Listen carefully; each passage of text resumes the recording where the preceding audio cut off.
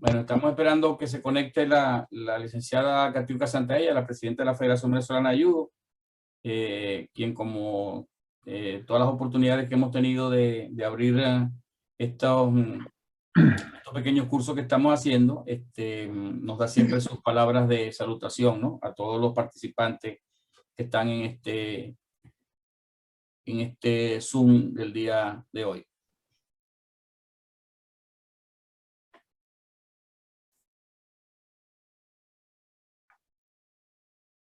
Bueno, mientras se conecta la Sensei Katiuska,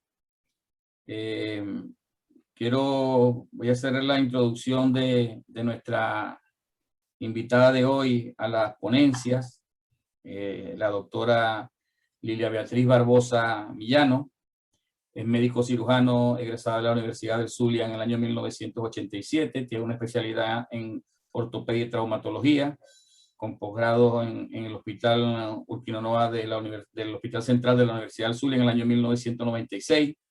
Es especialista en cirugía de hombro, es especialista en medicina del deporte avalada por la Federación Médica Venezolana desde el mes de agosto del año 2004. Tiene experiencia en cirugía artroscópica, ortopedia general adultos y niños, fracturas, reducciones y cirugía, medicina del deporte, reemplazos articulares de hombro, rodillas y rehabilitación. Fue jefe de los servicios de ortopedia y traumatología del Hospital Adolfo Pons en Maracaibo desde el año 2008. Es médico especialista en ortopedia y traumatología, medicina deportiva en la Clínica Paraíso de Maracaibo. Es coordinadora docente del posgrado de ortopedia y traumatología de la Universidad del Zulia, con sede en el Hospital Adolfo Pons de Maracaibo desde el año 2009. Es profesora ordinaria de la categoría agregado de la Universidad del Zulia en la Cátedra de Cirugía y Ortopedia desde el año 2011. Ha sido médico de los equipos del Estado Zulia en diferentes juegos nacionales. Ha tenido cursos de entrenamiento en cirugía artroscópica de hombro, cirugía artroscópica de rodilla. La doctora tiene un increíble currículo que si me lo pongo a contar todo, vamos a pasar aquí mucho tiempo, ¿no? Lo cierto del caso es que la doctora, además de que es una especialista en rodilla, en hombro, traumatóloga, y además es docente, aceptó con mucho gusto el poder ayudarnos. Ella además fue jefa del departamento médico del Instituto de Deporte del Estado Zulia. Participó como médico de los equipos de la Universidad del Zulia en diferentes juegos universitarios. Es una mujer excepcional realmente, la conozco y puedo dar fe de ello, una mujer con un corazón muy grande, que siempre está dispuesta a ayudar. No parece que fuera médico porque ella tiene sentimiento y los médicos a veces no tienen sentimiento. Entonces, ya Katiuska se volvió otra vez a conectar. Está lloviendo. Ajá, ya Katiuska se volvió a conectar. Katiuska, ya di la introducción de quién era nuestra ponente del día de hoy. Faltan solamente tus palabras para comenzar entonces con la ponencia de nuestra invitada del día de hoy. Bueno, agradecida con la doctora que hoy va a dar su charla importante para el judo venezolano y para todos los que están viéndola, escuchándola, para aprender un poquito más. Les pido a todos los estados, asociaciones, por favor.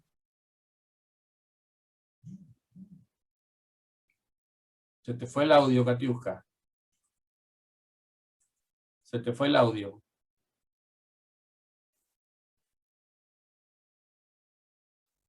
¿Ya? Sí, ya, listo. Bueno, estaba diciendo que todas las asociaciones, los presidentes, secretarios, inviten a sus estados para que participen en estos cursos que tú estás haciendo, Carlos, que son importantísimos para todos nosotros, para mejorar cada vez más como entrenadores y así tener buenos atletas, buenos ciudadanos. Bueno, es buenísimo este tipo de cursos que siempre nos va a ayudar a aprender un poquito más y les pido a todos eso, que participen, que esto es totalmente gratis, es para todos ustedes. Y bueno, nuevamente le doy las gracias a la doctora por estar con nosotros y ayudarnos a aprender un poquito más. Muchísimas gracias, doctora.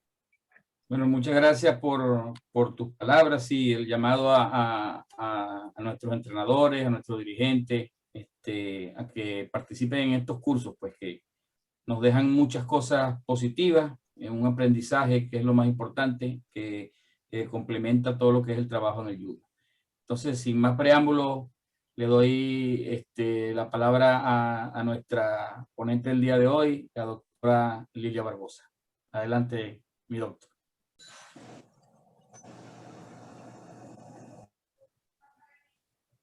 Bueno, yo siempre les pedí que a todos los miembros de la federación, la comisión técnica, la comisión de educación, siempre les pedí este tipo de cursos y ahora que lo logramos, que está Carlos y ha conseguido este tipo de charlas, de cursos, de seminarios, es importante, ¿no? Hay que aprovecharlo porque algo nos va a quedar. Hay que aprovecharlo. Escuchen, por favor. Bueno, como mientras se conecta la doctora, como les estábamos diciendo, yo creo que nuestros entrenadores tienen que tratar de aprovechar esta serie de cursos. Este es el primer ciclo de conferencias que se va a hacer, que va a terminar la primera semana de agosto. Posteriormente vamos a tener un nuevo ciclo a partir de septiembre hasta diciembre, con nuevos expositores. Vamos a tratar de hablar del entrenamiento deportivo, de las características del entrenamiento. Vamos a hablar sobre la pedagogía de la enseñanza del judo. Tenemos a algunos judokas que se desempeñan en diferentes cargos e instituciones que nos van a colaborar haciendo ponencias de rehabilitación, por ejemplo. O sea que tenemos un segundo ciclo bastante interesante. La doctora entró y como que se le volvió otra vez a caer la conexión.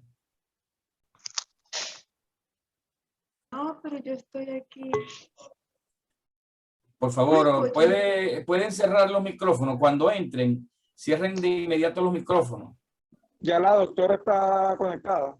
Ah, ya estás aquí, Lilia. ¿Me escuchas? Ya te escucho. A ver, ¿dónde estás? Que no te veo. Ya voy a poner. Ajá, ya te medio vimos. No sé qué pasó realmente, pero bueno. Correcto. Bueno, entonces comparte la pantalla para que comencemos entonces.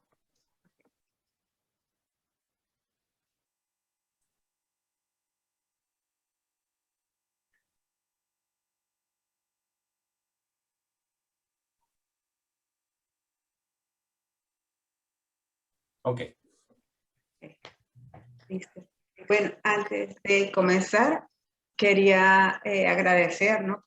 Por supuesto, a la Federación Venezolana de Judo, a través de la Dirección de Educación, pues, la grata invitación que me hizo para participar en este curso de mejoramiento profesional, que es importantísimo para que los atletas, los entrenadores, el arbitraje, todo el mundo conozca bien sobre un poquito de anatomía y de lesiones y por qué ocurren, porque cada atleta debe conocer su cuerpo y lo que está pasando, ¿ves? Para que podemos prevenirlo y estar en sintonía con lo que es una buena efectividad. Entonces yo creo que podemos comenzar, ¿verdad? ¿Ya se escucha todo? ¿Todo está bien? Para, ok. Voy a un momentito a minimizar. Ok, listo. Bien, entonces el título ya ustedes saben que es lesiones más frecuentes en la práctica y competición de judo. Vamos a hablar del tratamiento y la prevención.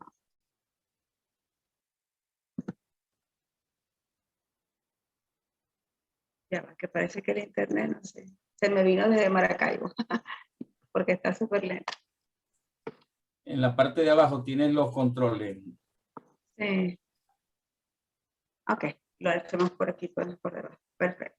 Entonces, el judo es un arte marcial pero también es considerado una disciplina deportiva, donde el atleta, el deportista, domina su cuerpo, tiene además coordinación, tiene equilibrio, y es uno de los deportes que más beneficio a la salud tiene. Entre los beneficios para la salud tenemos que desarrolla flexibilidad, equilibrio, capacidad funcional, musculatura, reduce el riesgo de enfermedades cardiovasculares y degenerativas, porque al mantenerse en contacto, en movimiento y hacer una capacidad aeróbica va a mejorar todo esto. Y además va a incrementar la autoestima, la personalidad, la afectividad, evita conflictos emocionales, porque siempre actúa a nivel de la parte psíquica, que es bien importante. Lilia, Sí. no se ha movido la pantalla desde el principio, ¿viste? Siempre mantiene la misma pantalla. ¿Tú estás viendo el cambio ahí? Sí, yo lo veo perfecto. Pero aquí lo que tenemos es la primera pantalla, solamente la que tiene el título. Vamos a ir un poquito para atrás. Yo lo hago bien, no sé. Déjame ver. Ah, ya va. Es que aquí dice que... Mira, aquí dice su función de compartir pantalla está en pausa.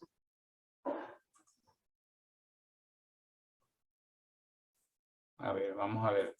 Ajá. Y ahora Ahora actívala.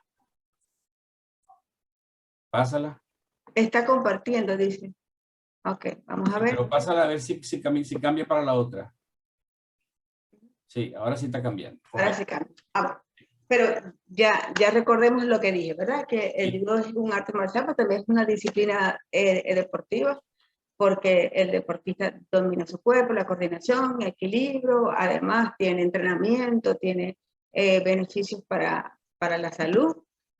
Hablaba sobre los beneficios que desarrolla flexibilidad, equilibrio, capacidad funcional, los músculos, reduce el sistema de riesgo de enfermedades cardiovasculares porque él aumenta la capacidad aeróbica, las degenerativas porque nos mantenemos en movimiento.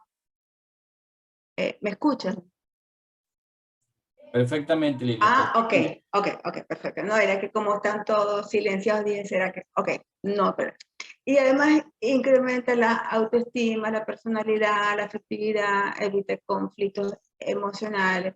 Siempre los atletas que hacen judo son bien serenos, o deberían ser bien serenos, ¿ves? Y porque también aprenden esa parte psicológica que es bien importante.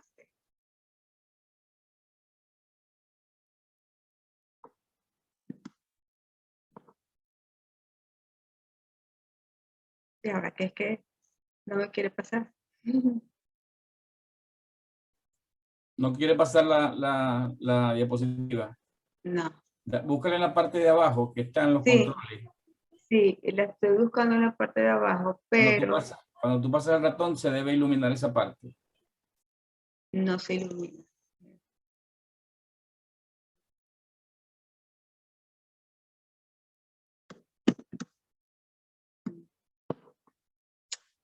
Qué broma, ya va.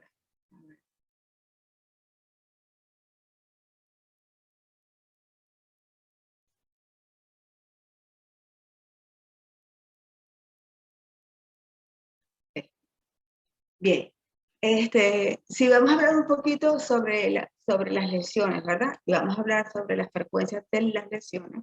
Entonces tenemos ahí un trabajo de un doctor que abajo está el link para quien le quiera leer, que habla sobre la frecuencia. Entonces dice que es similar entre hombres y mujeres, con una media de 4 a 1 lesiones por año. Es mayor en los judokas jóvenes y eso, bueno, eso es razonable, son más activos, están comenzando su aprendizaje, todavía falta un poco de técnica y de desarrollo, ¿verdad? Va a depender también de la experiencia y del nivel. No es lo mismo que compitan pues alguien con mucha más experiencia que otro, ni el nivel, aunque ustedes no tienen problemas porque eso es por peso, ¿no? Pero de todas maneras, siempre hay que estar muy congruente con que sea el mismo nivel, ¿no? Y la misma experiencia. Mayor porcentaje durante los combates de pie, donde los atletas deben agarrar a su oponente antes de atacar. Y este es el primer paso, ¿no? para que se prevengan las lesiones. En este trabajo que es bien importante, habla sobre el agarre, ¿no? Sobre lo que es la mano en la solapa, en la manga, la mano de la manga nunca se debe soltar y se previenen las lesiones allí. Es bien interesante, se los dejo para que cualquiera que quiera leer y profundizar un poquito más. En cuanto a las frecuencias, ¿de dónde suceden? Bueno, las más frecuentes son las tegumentarias. Las tegumentarias son los tejidos blandos, ¿ok? Las musculotendinosas y las osteoarticulares. Y ya vamos a ir profundizando poco a poco sobre este tipo de lesiones, ¿ok? En cuanto a la etiología, entonces es muy variada. Pero bueno, generalmente ocurren por una falla en la preparación física, ¿okay? Que es algo muy común. Realizar un gesto técnico de forma incorrecta, propia o del adversario en diferentes tipos de repeticiones. Este es un deporte muy técnico, entonces tenemos que hacer un buen estudio, un buen aprendizaje del gesto técnico. La diferencia de capacidad o de habilidades de ambos judokas también es un factor etiológico. Pérdida del equilibrio o de fuerza en determinadas acciones o combinaciones. Ya sabemos que el desequilibrio viene en una de las principales por la pérdida del agarre, ¿no? La pérdida de peso brusca con deshidratación, con baja ingesta calórica, porque bueno, están pasados un poquito de peso de la categoría en donde están, entonces quieren bajar de peso una semana antes, ¿no? De un campeonato, entonces lo hacen súper intenso. Cuando hacen eso, pierden pues la ingesta calórica, los electrolitos, se deshidrata, entonces eso hace pérdida de la fuerza muscular. Hay factores psicológicos como toma de decisiones o manejo de las emociones. Si en algún momento de la competencia tienen algún problema familiar o algún problema, bueno, personal, ellos pueden fallar en alguna de estas cosas.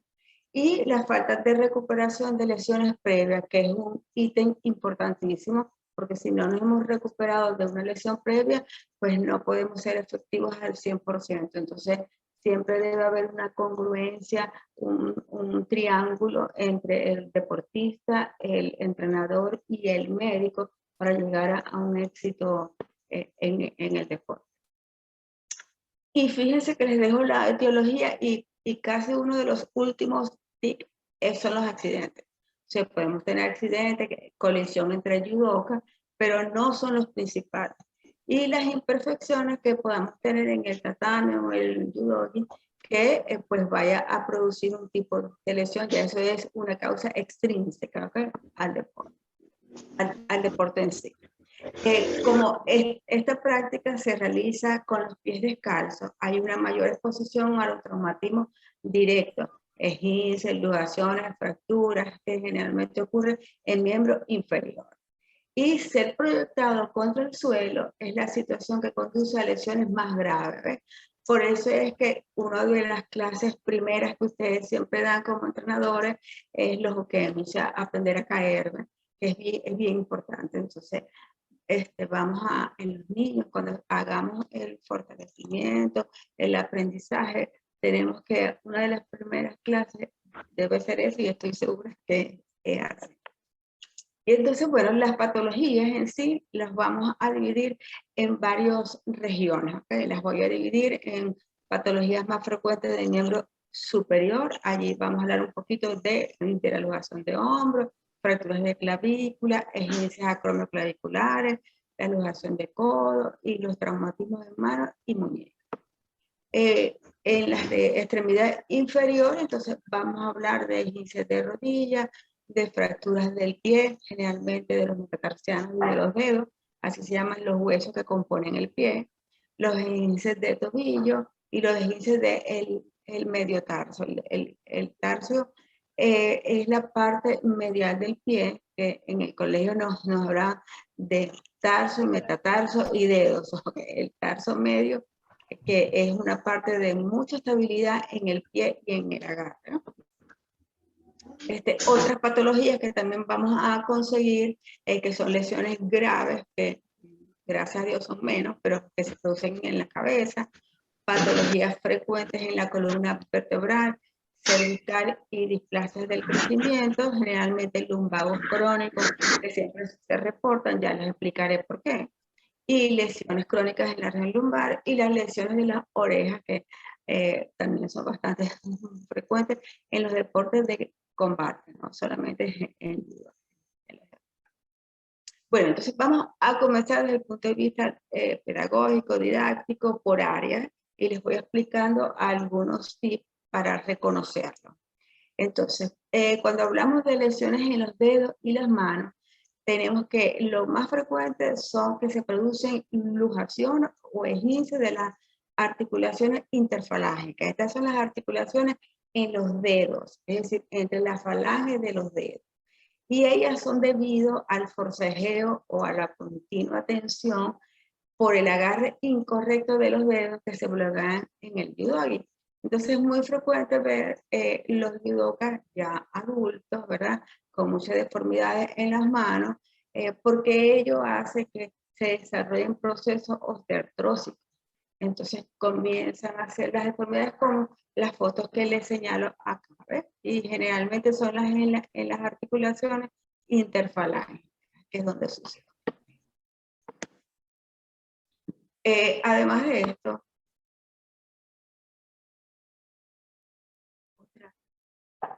un momento.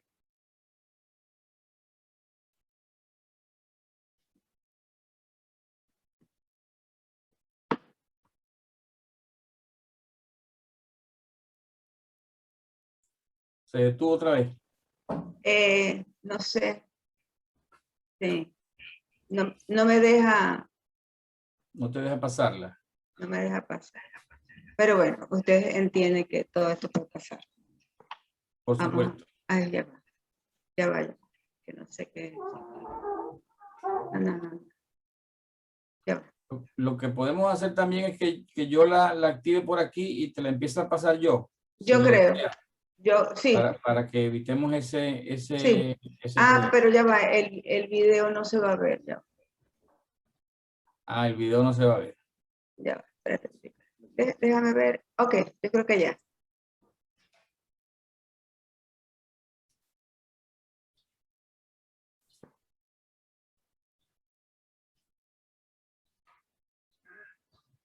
No me quiere pasar. Ya va. Vamos a ver.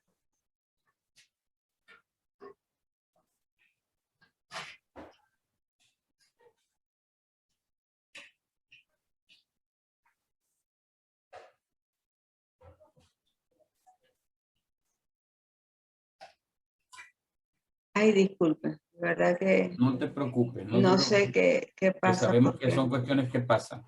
No, pero es que no sé. ¿Será que me salgo del compartir y la vuelvo a poner? Sí, puede ser. Ajá. Déjame salir del compartir. La vuelves otra vez a colocar. Voy a poner otra vez compartir pantalla. La voy a poner donde llegué. A ver si. Ok. Aquí estoy donde llegué. Ok, perfecto. Bien, entonces seguimos. Entonces vamos a hablar de las lesiones de hombro. Antes de hablar de las lesiones de hombro, yo creo que es bien importante que ustedes conozcan un poquito de la anatomía. Entonces, fíjense, el hombro es una articulación muy importante desde el punto de vista biomecánico, porque ya actualmente el hombro no es solamente la articulación glenohumeral, que es la articulación de la cabeza del húmero con la glenoide. No, ya se sabe que biomecánicamente no solamente es eso, sino que la escápula o el cíngulo escapulotorácico es un conjunto de articulaciones que tienen que moverse al unísono para que puedan cumplir su función. Entonces fíjense que estas articulaciones son 7 que deben funcionar juntas. Entonces son... ¿Tú la moviste? No, yo no. No, Se te cambió para eso otra vez. ¿sí? Ahí va. Ok, bueno. Entonces no es solamente la escapulohumeral, sino también hay otra serie de articulaciones que son, fíjense, la escapulotorácica, que es esta, que es el deslizamiento de la escápula sobre la parrilla costal. Tenemos la esternoclavicular, que es la del esternón con la clavícula. Tenemos la acromioclavicular, que es la del acromio, que es el huesito final de la escápula con la clavícula. La de la clavícula con la primera costilla, que también es una articulación bien importante.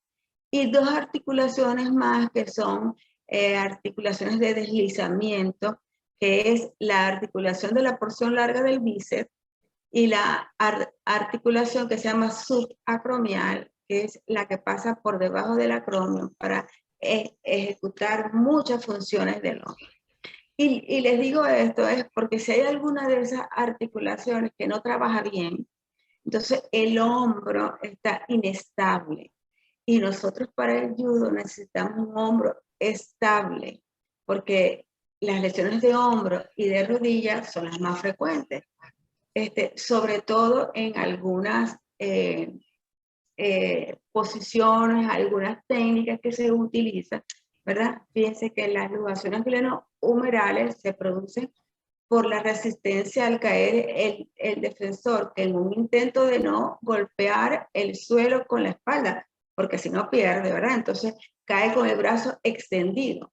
Cuando él extiende el brazo, la cabeza del húmero se apoya en la parte anterior, y en la parte anterior solamente tiene un músculo que se llama subescapular y unos ligamentos de la cápsula que son muy débiles.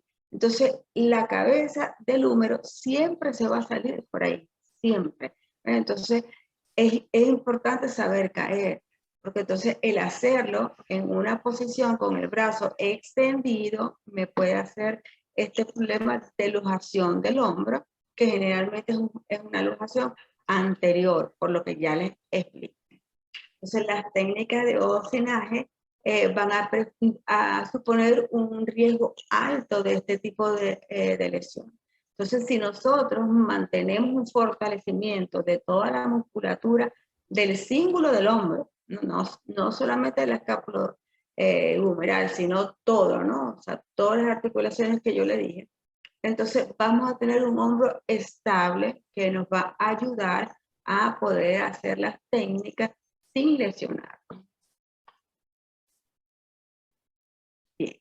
Además de otras lesiones que se producen allí, dependiendo del tipo de caída, será una lesión o será otra. Si la caída es con la parte superior del hombro, con la parte de arriba, por supuesto está más expuesta la clavícula. Entonces la clavícula nos va a dar o una luxación acromioclavicular, que fíjense que es esta que vemos acá. Esta es la clavícula y este huesito que está acá es el acromio. Entonces va a haber un esguince acromioclavicular, hace un signo, que fíjense que parece la tecla de un piano que se puede bajar, donde se rompen todos los ligamentos. Y también podemos tener las luxaciones externoclaviculares, que es del otro lado, es decir, como se ve acá, la clavícula, pero con el esternón. Entonces, estas son lesiones muy dolorosas. Claro, nos van a limitar la función del hombro. Si la luxación es con mucho espacio, son de diferentes grados, pero si es con demasiado espacio,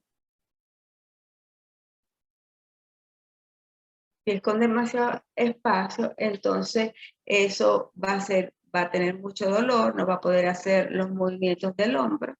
Fíjense esta radiografía donde se ve la clavícula con el acromio en una distancia bastante grande. Esta tomografía en reconstrucción es para que vean la clavícula y el esternón. Entonces, como la clavícula se lujó y se fue hacia atrás. Una lesión bastante grave, que gracias a Dios no es muy común, pero es bastante grave porque detrás de la clavícula está el ápice del pulmón. Entonces, pues puede tener otras complicaciones torácicas bien fuertes. Y las fracturas de clavícula, que es lo que les digo de la parte anterior, que es como esto de acá, bueno, no. Entonces podemos tener fracturas de tercio medio, distal, que son muy frecuentes en los niños, Okay, los niños se fracturan antes que se lujan y porque son más expuestos y son huesitos en crecimiento. Entonces es muy frecuente las fracturas de clavícula en ellos.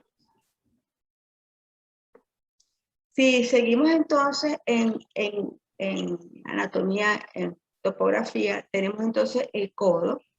El codo es una articulación que solamente tiene dos movimientos, ¿ok? Flexión y extensión, más nada. Hay algunas personas que son muy elásticas, ¿verdad? Que tienen mucha flexibilidad. Entonces pueden tener diferentes grados de valgo o de valgo, es decir, de desviación lateral o medial.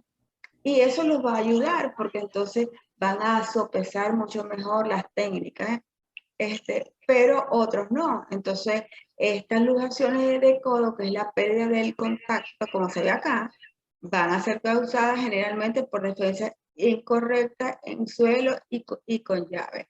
Pero fíjense que no son tan frecuentes. ¿Por qué? Porque hay otras compensaciones.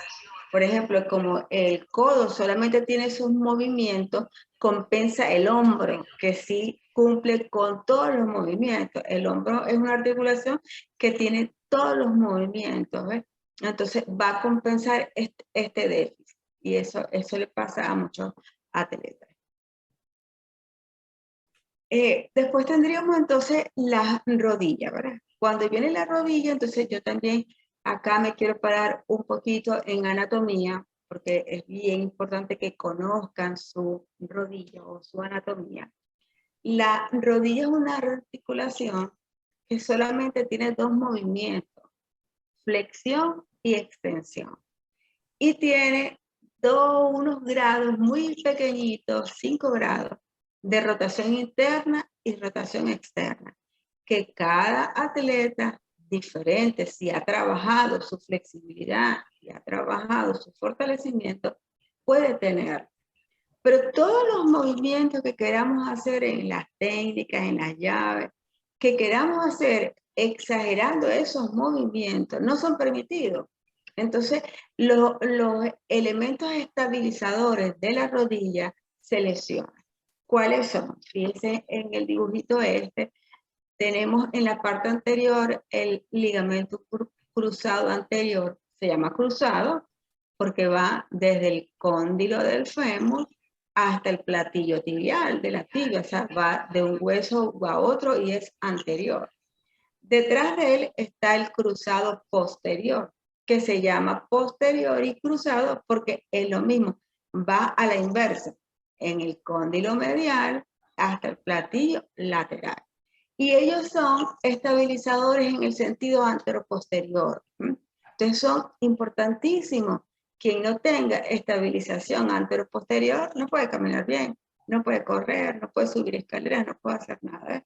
La lesión del ligamento no produce dolor, produce inestabilidad.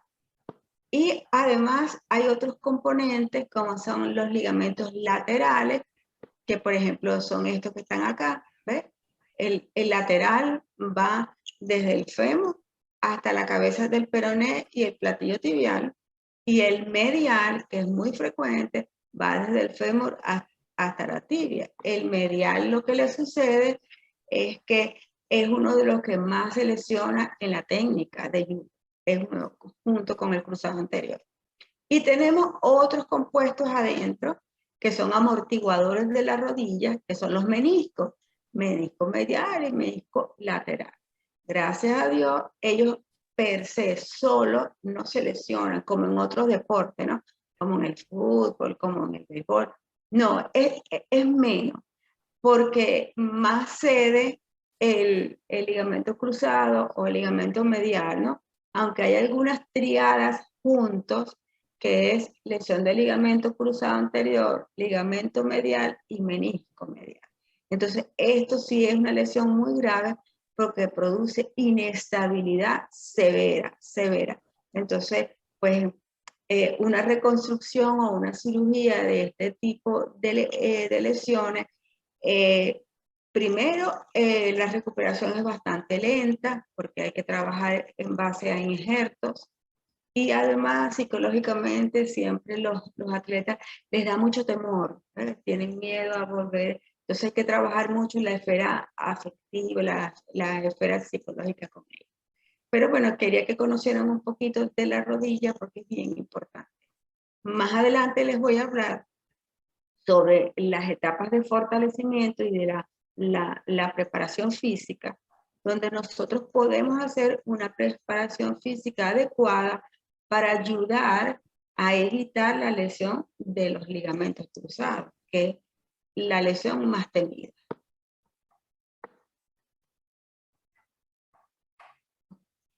Lo que se produce, ya lo dije, ¿no? La lesión del ligamento cruzado anterior, el medial, los esguinces de rodilla. Fíjense, esta es una visión por artroscopia en vivo de un ligamento cruzado anterior que está roto. Fíjense cómo se ve desflecado. Y él es una banda de ligamento que va completo. Y aquí está desmembrado completamente. Si vemos un estudio de resonancia, que este estudio, que es una emisión de protones, el ligamento cruzado anterior debe estar aquí, en esta zona que vemos, y está blanco, porque se perdió, ¿ves? Además de que hay una infiltración de líquido articular, como se ve aquí, que es una de las características que podemos tener.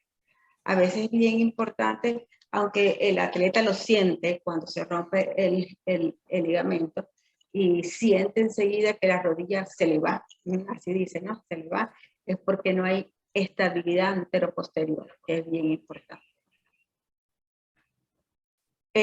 Las lesiones de rodillas se producen generalmente con técnicas de pierna o sotogari, ¿verdad? Y se dice en ese trabajo que les decía antes, hay un trabajo bien bueno donde hay un factor de riesgo para esas lesiones y parece ser que es que el oponente tenga un agarre diferente al que tenga el competidor, pues. Es un factor de riesgo para esas lesiones, probablemente porque buscan más desequilibrio y entonces producen esta lesión.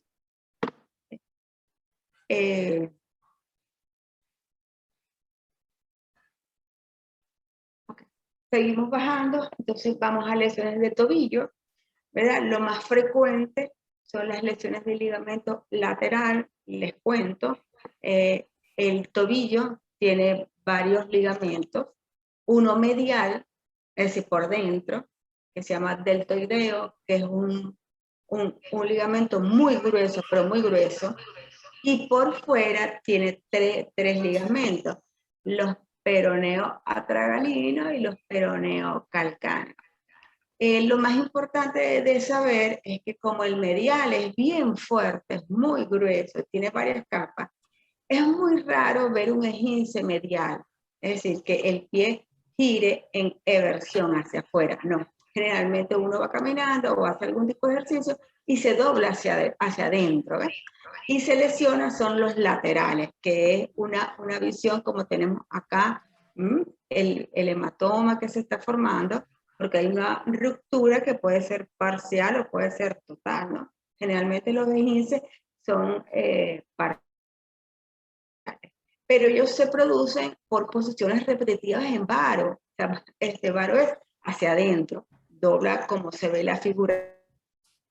Esto es varo, doblo tanto el pie hacia adentro en algunas de las técnicas que lesiona esos ligamentos y produce las lesiones de tobillo.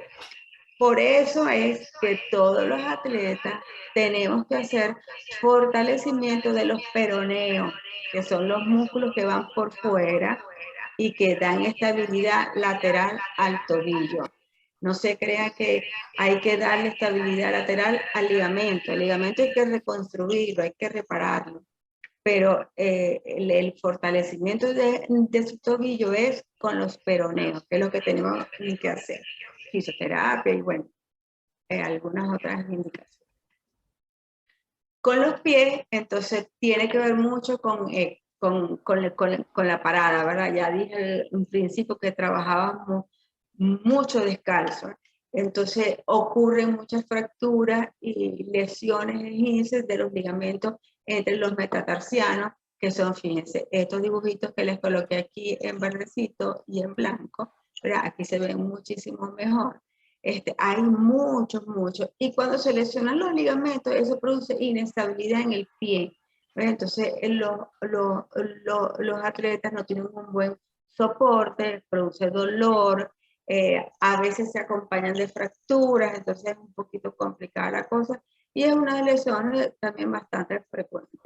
Lo que pasa es que todo el mundo que una lesión en el pie y camina y sigue, se pone una venda y sigue para adelante. En cambio, cuando hay una lesión del ligamento cruzado anterior de rodilla o una luxación de hombro, eso ya no le permite hacer muchas cosas.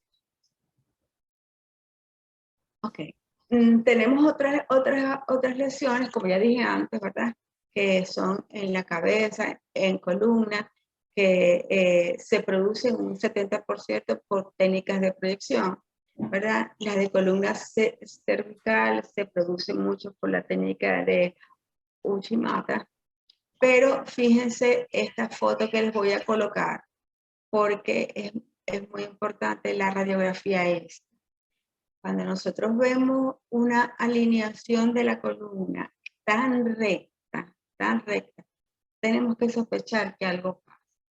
Cuando un atleta posterior a una proyección dice que tiene dolor en la región cervical, pero está rectificada, eso no es normal, porque el cuello tiene una lordosis fisiológica, es curva, ¿ves? Tiene una curvatura hacia adelante. Entonces, cuando está rectificada ahí, algo está pasando. Entonces, si nosotros vemos cada vértebra, ¿ves? La vértebra, viene la otra, fíjense que aquí, entonces nos conseguimos con un escalón bastante serio. ¿Qué quiere decir? Que hay una subluxación de la columna cervical. Y a veces ha pasado por alto y se dan cuenta a los días porque el atleta está, pero con demasiado dolor o comienza a tener efectos parestésicos. Eso es adormecimientos, calambres, ¿ves? O a menos que se desplace completamente, y bueno, eso es súper grave, ¿no? Porque ahí pasa la columna vertebral desde el inicio y es una lesión súper grave. Pero entonces tenemos que tener mucho cuidado con esto. Tenemos además lesiones crónicas, sobre todo en la región lumbar. Aquí me quiero parar un poquito porque les explico que los dolores lumbares a veces pasan desapercibidos, porque todo el mundo, no, tengo un lumbago, eso es una asiática, eso no es nada, eso es que me estiré mucho.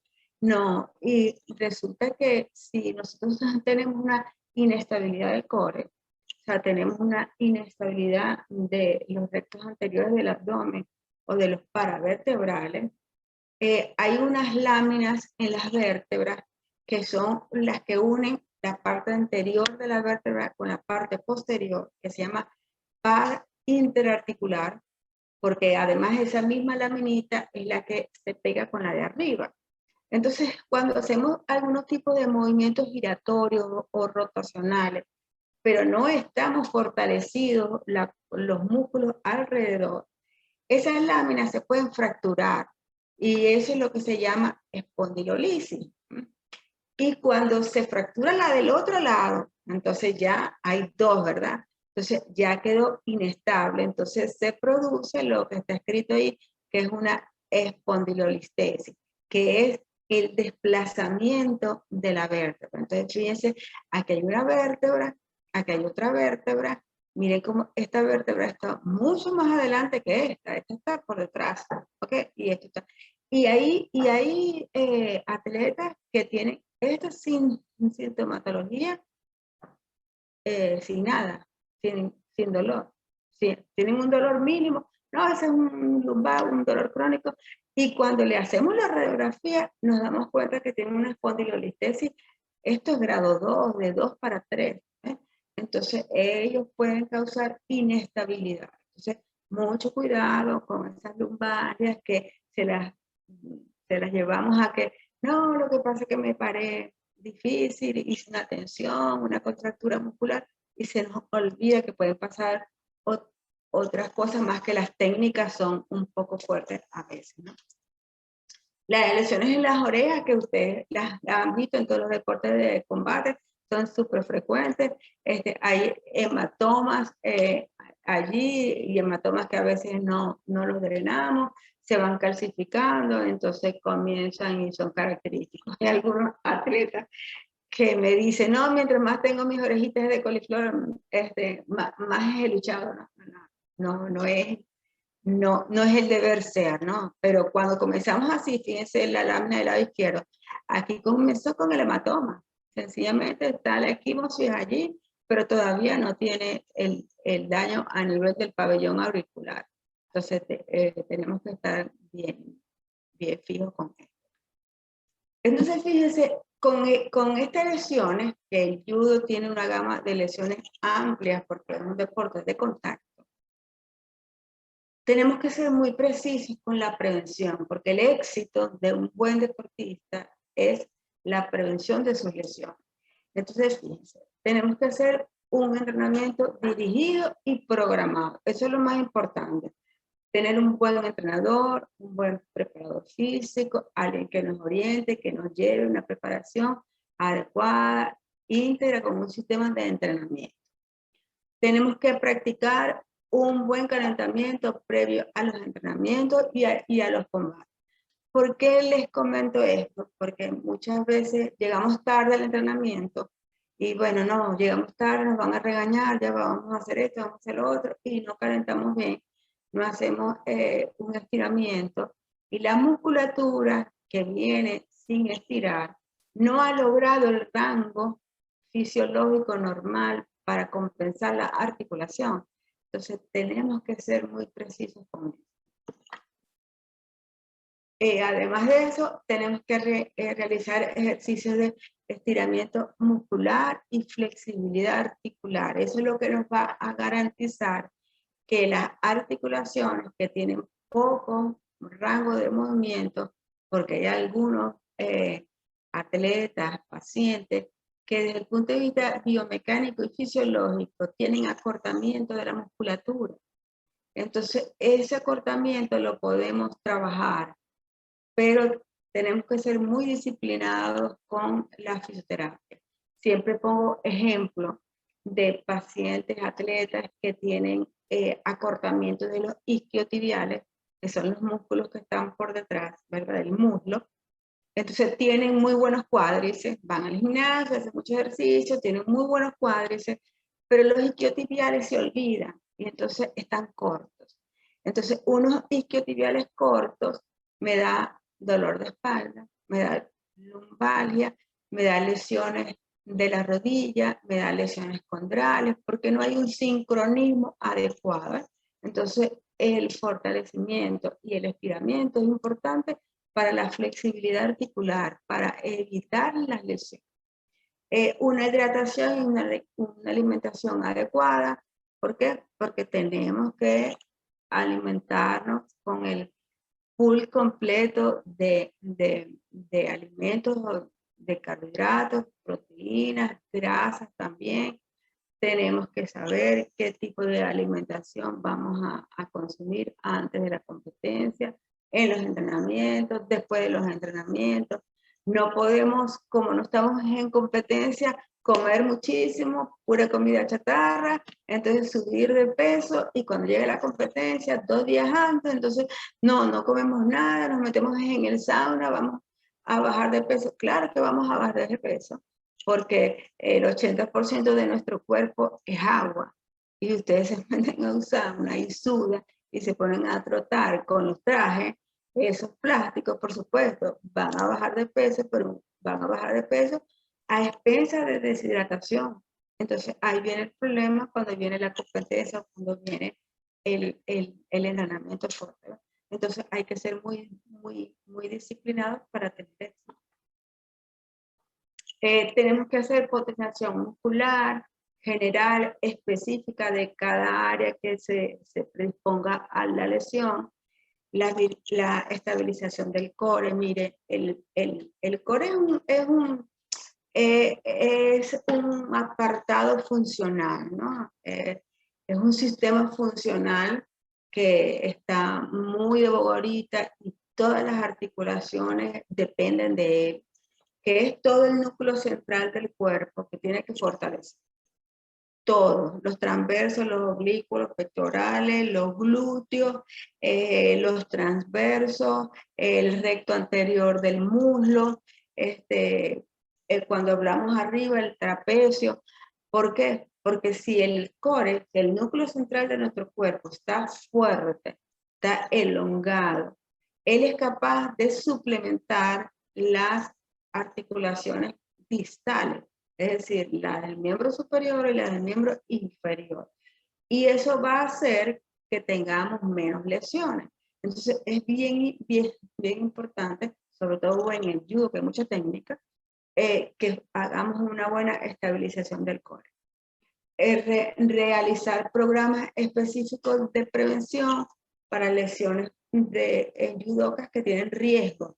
Por ejemplo, si yo tengo los pacientes, eso que dice ahí, ¿no? Los pacientes que tienen deformidades angulares de los miembros, es decir, por ejemplo, pegan las rodillas y separan las piernas, eso se llama valgo, o son arqueados, lo que la gente llama cambetos, ¿no?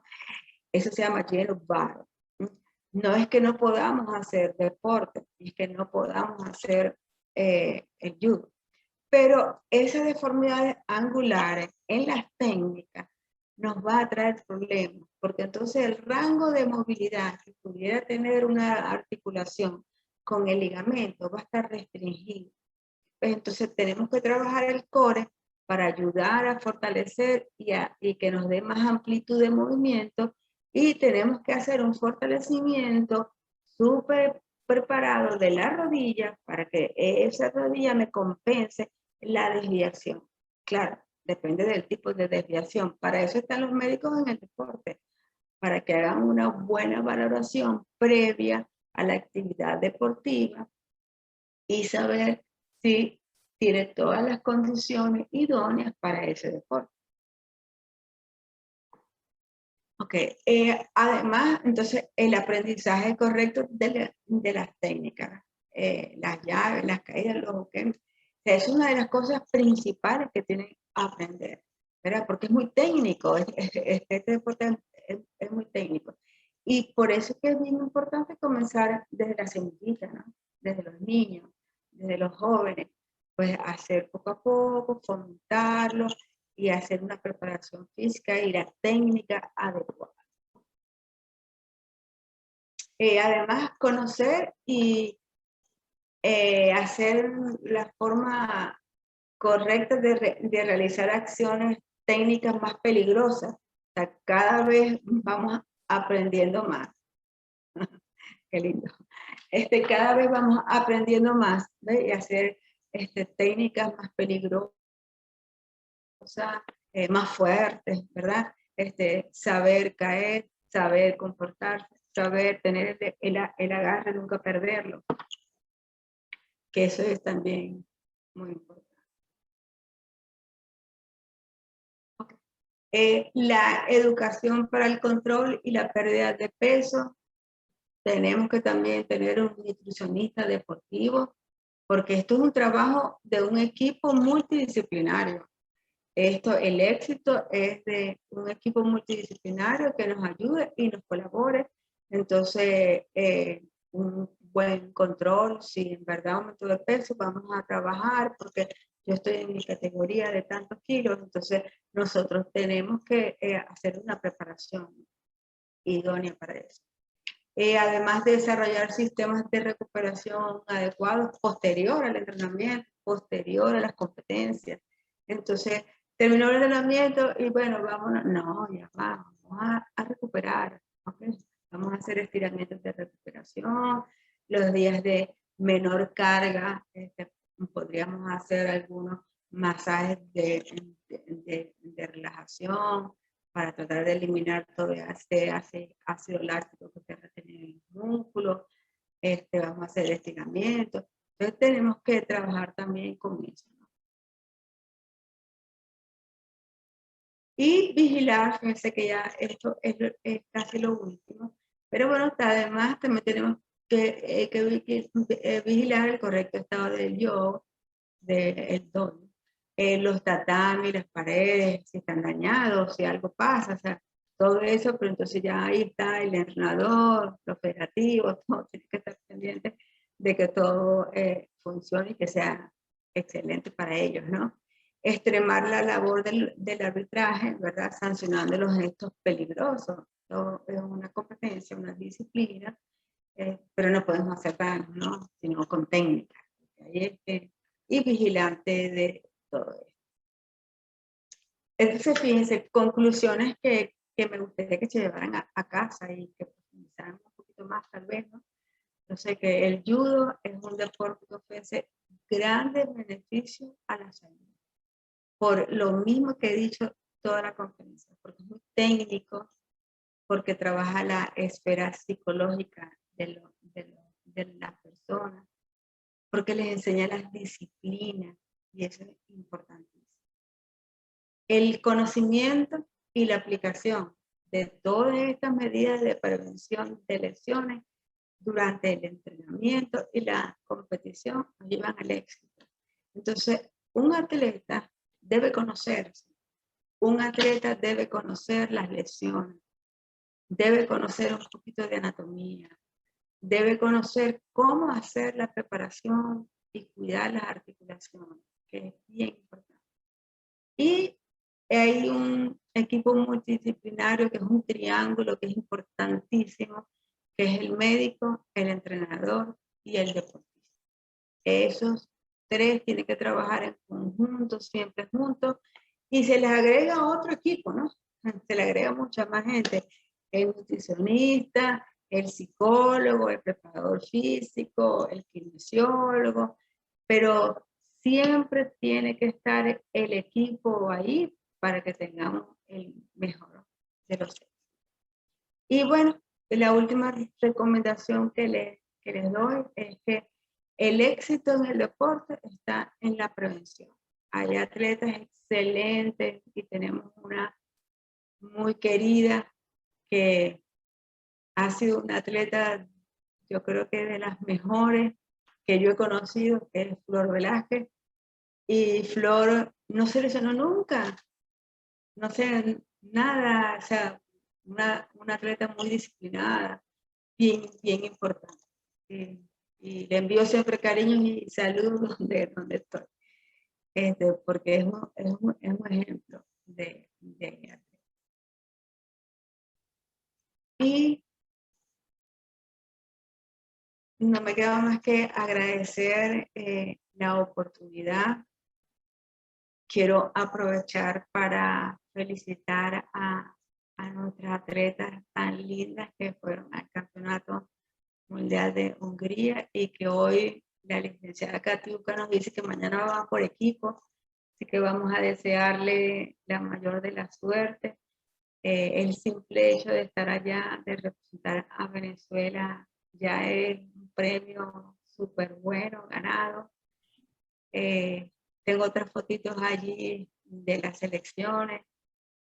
Tengo una foto aquí que le pedí a Carlos del grupo del Zulia, el grupo, bueno, querido, que fue excelente, que son todavía excelentes, son excelentes personas todos. Flor, que está allí en unos Juegos Nacionales también, con su medalla de oro. Y bueno, agradecerles, ponerme a la disposición para cualquier duda que puedan tener, cualquier tema que les guste, que quisieran que profundicemos. Hoy fueron muy generales porque eran todos, ¿no? Pero si hay alguna lesión en específico que están preocupados, que les gustaría saber un poco más, me ofrezco con Carlos para hacerles alguna presentación de lo que necesiten y bueno, y desearles el mayor de los éxitos a todos. Muchas gracias. Bueno, gracias Lilia por esta excelente exposición, realmente muy completa. Es un abreboca como tú dices, muy generalizado de todas las lesiones que pueden ocurrir en nuestro deporte, pero agradecido con tu participación. Hay algunas preguntas que han hecho. Voy a primero a leer algunas de las preguntas y después si alguien quiere hacer una intervención de manera particular, por favor que levante la mano para entonces abrir el micrófono y que la puedan preguntar. Pero primero vamos a hacer a tocar algunas que están aquí. Bueno, primero muchos comentarios, agradeciéndote por la participación, Lilia.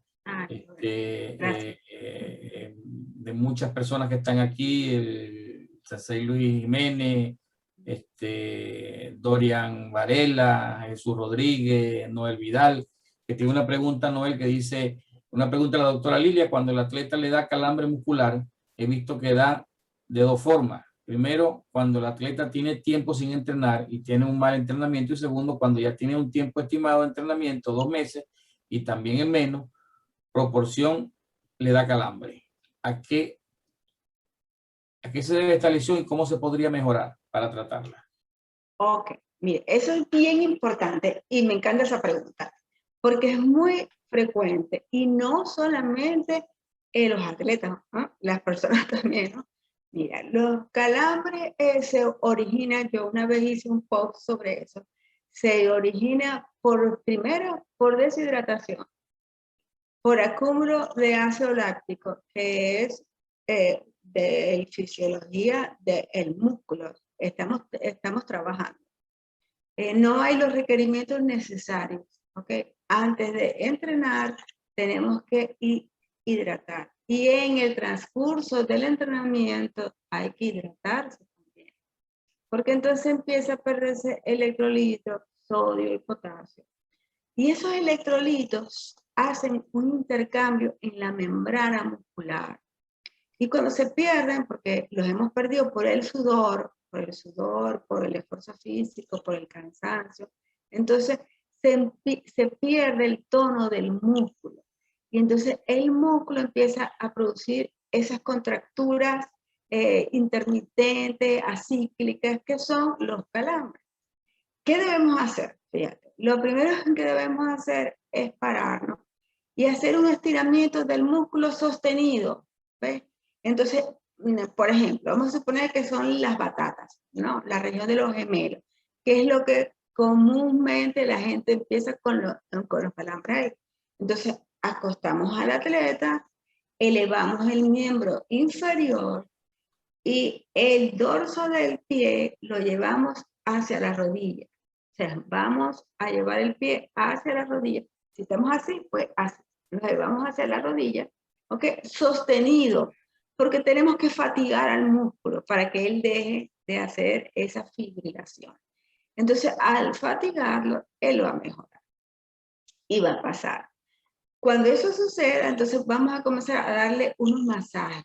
¿Ves? Vamos a darle masajes de proximal a distal. Vamos a drenar todo el ácido láctico que puede estar acumulado del glucógeno en el músculo. Y tenemos que saber que esto viene por hidratación. Entonces, vamos a tomar bastante líquido. Vamos a hacerlo previo. Fíjense que ni siquiera necesitamos comprar bebidas energéticas que a lo mejor no me tienen los electrolitos, ¿no? Sino sencillamente las bebidas electrolíticas comunes, los sueros, o preparaciones que podemos hacer con juguito de naranja, y le echamos un poquito de sal para que tenga una combinación de todo eso, ¿no? Hay algunos medicamentos que también se usan mucho, que tienen ese suplemento, que es tomarlo, y entonces tomarlo hasta que desaparezca, ¿eh? Pero sí, el asunto aquí de los calambres, y generalmente fíjense que a lo mejor no es cuando termina el entrenamiento, es cuando llego a su casa. ¿Verdad? Mientras está activo, está bien. El problema es cuando se acuesta. Cuando se acuesta, dejó ya de trabajar el músculo. Entonces, ahí comienzan las fibrilaciones, ¿ves? Los calambres. Entonces hay que tener de verdad que muchísimo cuidado. Pero sí, lo que hay que hacer es eso que estoy diciendo, y para prevenirlo, hidratación y una buena alimentación. Bueno, sí. Después le puedo dar algunas recomendaciones de algunos medicamentos, pero bueno, en privado. a los que necesiten algo. Bueno, siguen los saludos. José Hernán Jansen saluda a todos los participantes de judo nacional y bienvenidos a los participantes de otros países. Tenemos participantes de otros países que están también en sintonía con nosotros viendo tu presentación. Nos dice, te manda saludos Ángel Velázquez, que le operaste la rodilla. Y él dice que quedó como nuevo. Ay, qué lindo, claro. Ana Quiroz desde Cojedes, saludos del estado Cojedes. El señor Rocha de Brasil, que también te envía saludos. Saludos del estado Mérida de Masi. El sensei Luis Jiménez, que dice que no puede comentar sobre el hecho de que al presentar una lesión en determinada parte del cuerpo, se instruye al atleta a no parar por completo y ejercitar otras áreas por razones de compromiso competitivo. Por supuesto, eso sí, pero lo que pasa es que, claro, son tantas cosas que no las puedo decir todas. Pero nosotros no podemos parar al atleta de la actividad deportiva jamás, pero jamás. Eso es una norma para los que trabajamos con el deporte. Si tú tienes, por ejemplo, un esguince de rodilla, nosotros sabemos que tenemos que limitar la acción de la rodilla mientras curamos ese esguince. Bueno, pero lo demás tenemos que trabajarlo. El otro miembro inferior hay que trabajarlo. El tobillo hay que trabajarlo. El core hay que trabajarlo. Los hombros hay que trabajarlo. Tú no puedes perder la capacidad aeróbica. Siempre la vas a perder un poco, porque bueno, de repente, si necesitamos trotar, y como tienes ese esguince de rodilla, no va a trotar. Entonces, tú vas a perder un poquito, pero no lo vas a frustrar. O sea, no vamos a hacer que vaya para atrás ni que todas las condiciones se vayan a perder.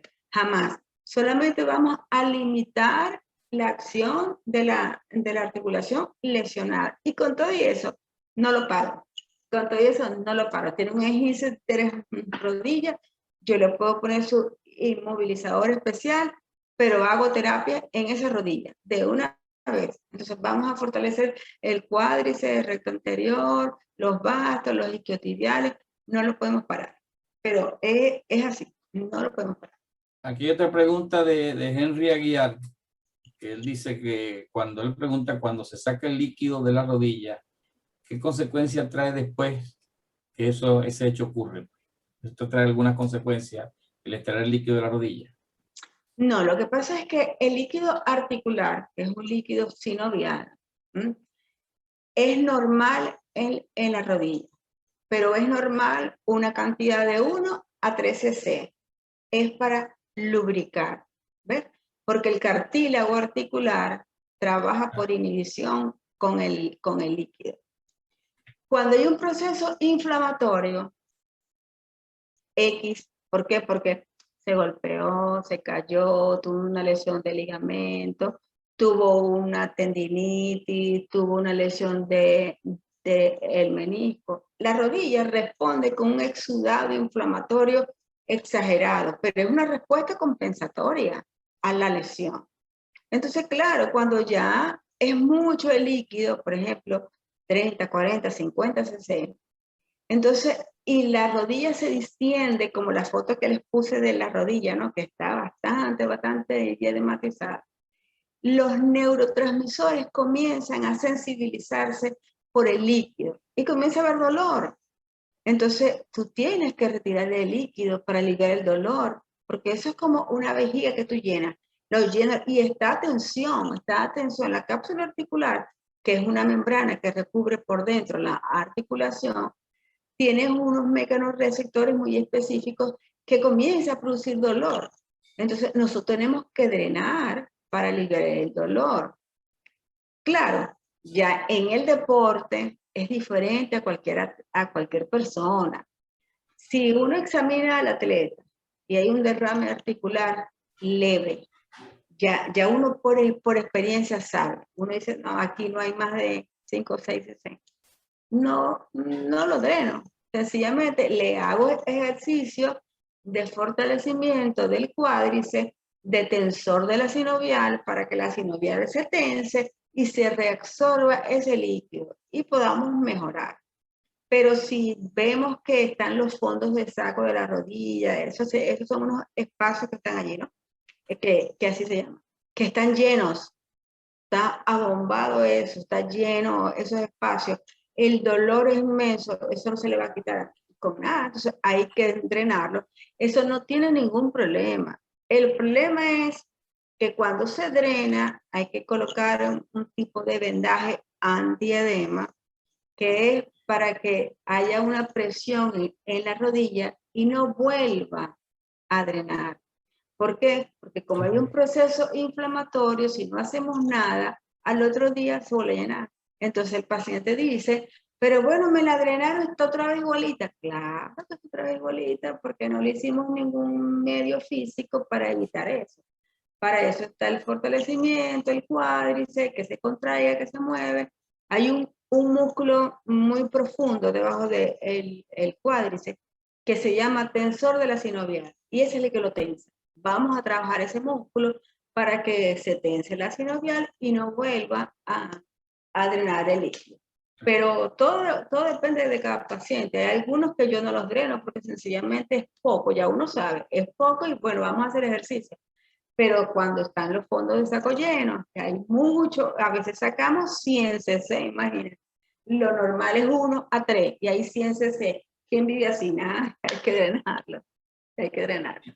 Yo tengo entendido que cuando el líquido sinovial que se derrama es poco, es reabsorbido por el organismo, ¿no?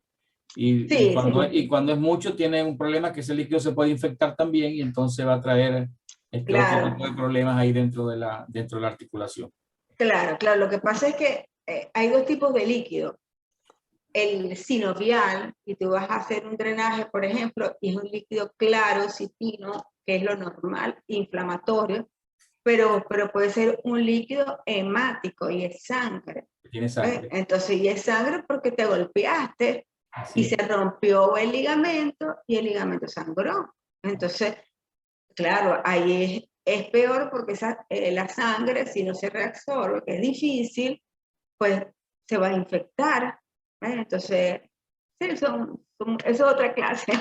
Tendríamos que dar una clase de eso. Aquí dice otra pregunta, Giovanni Martel, que pregunta si los esguinces inmediatos es mejor aplicar frío o calor. No, frío, mira. Cuando hay un esguince, hoy. ¿Por qué? Porque hay una lesión en hiperextensión, hay un varo acentuado, hay un desgarro parcial de los ligamentos. Lo primero que tenemos que hacer es colocar hielo. Hielo. Es más, yo tengo un protocolo que es hielo 15 minutos por cada hora. Entonces, por ejemplo, si sucedió a las 6 de la tarde, yo le pongo hielo de 6 a 6 y 15, descanso ese ratito. De 7 a 7 y 15, 8 y 15. Yo les aseguro que al otro día por la mañana amanece muchísimo mejor. ¿Ves? Si son esguinces leves, claro, pero ya expliqué con los ligamentos, dije que eran 3, ¿no?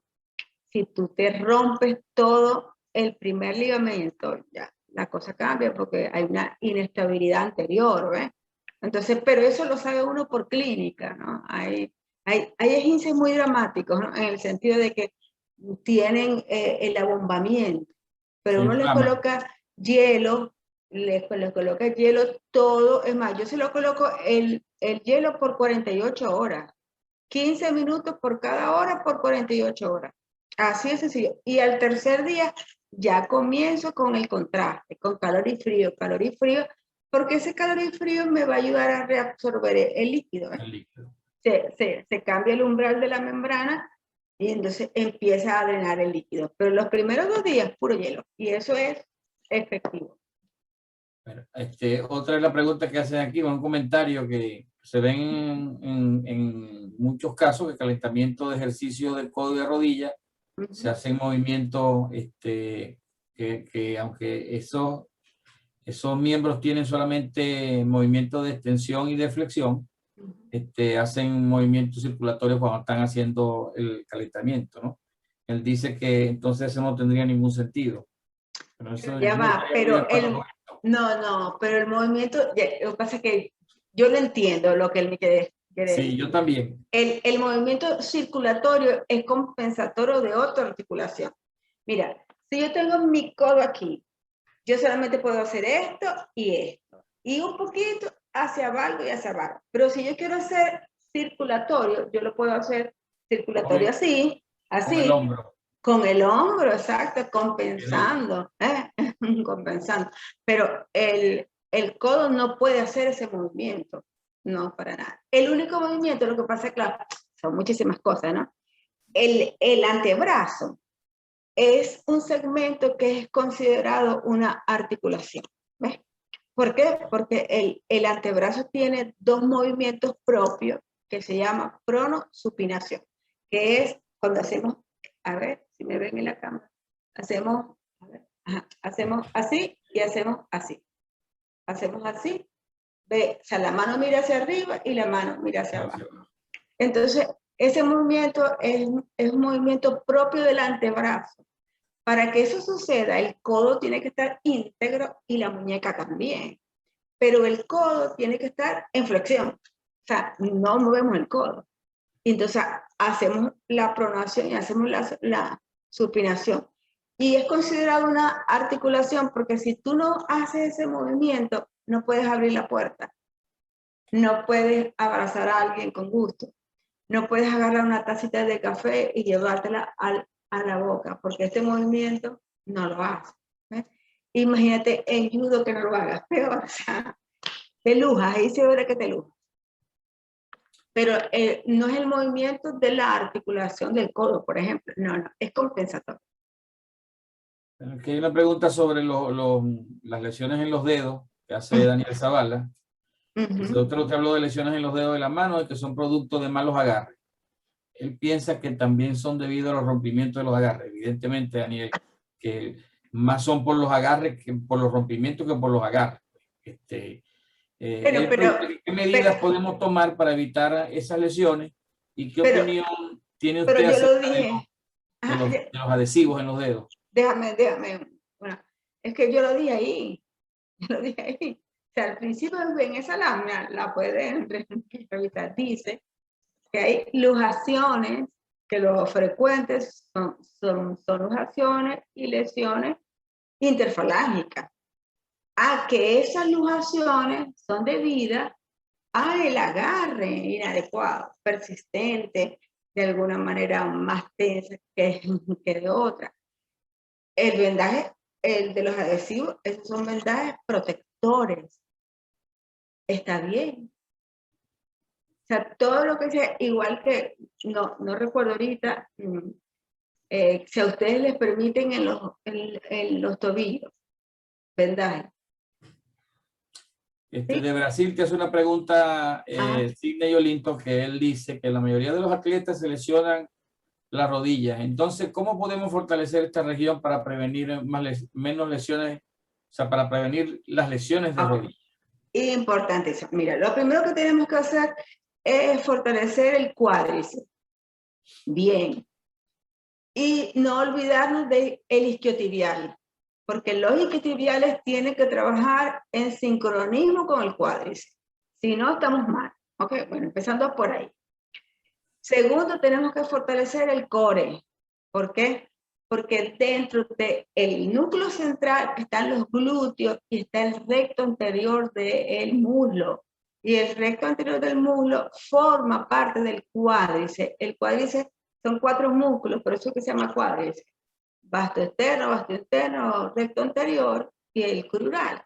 Y el recto anterior forma parte del núcleo central. Entonces tenemos que fortalecer. Lo que no podemos hacer con la rodilla, lo compensamos con el core, ¿ok? De movimiento. Y aprender la técnica. Pues tenemos que aprender una técnica bien aprendida y mantener ese fortalecimiento. Si un atleta no fortalece la musculatura, se va a lesionar fácilmente. Hay que recordarse que se llama el sistema músculo-esquelético, ¿no? Claro. Pero a uno agarrado de la mano del otro. Sí, Una pregunta por aquí que hace, aquí tenemos varios médicos, doctora, también. Sí. Bueno, encantada, mucho gusto. En el judo tenemos de todo. Pero cuando digo de todo, es de todo. Ajá. Hubo uno de nuestros amigos médicos que se llama Anderson Peraza que dijo que los doctores y los médicos sí tienen corazón. Y es verdad, yo reconozco eso. Son como los médicos tienen los corazones como los abogados. Los tienen, pero no los usan.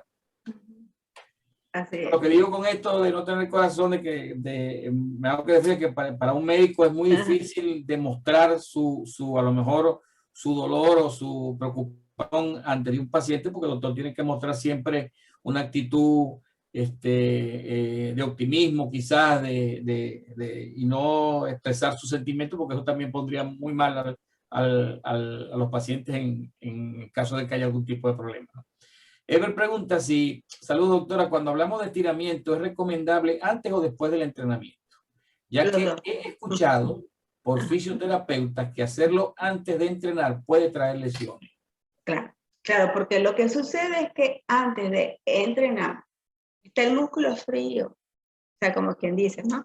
El músculo no ha logrado su longitud completa permisible.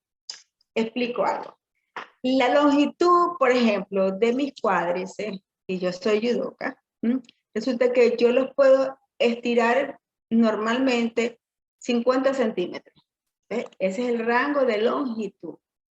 Pero cuando yo hago un entrenamiento y entreno y voy a buscar la flexibilidad, la coordinación y eso, y yo termino de hacer ese entrenamiento, ellos están vascularizados, están oxigenados, y yo voy a tener mayor rango, a lo mejor ya no es 70, sino que me va a llegar a 80, 85 centímetros. Por ejemplo, estoy dando un ejemplo, ¿verdad?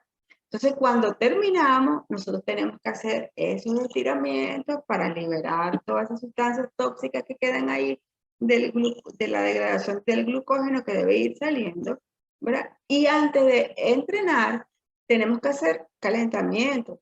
También tenemos que hacer lo que llamamos el stretching. Lo que pasa es que es un stretching que es diferente, ¿ves? Porque es una preparación para las técnicas y para el entrenamiento.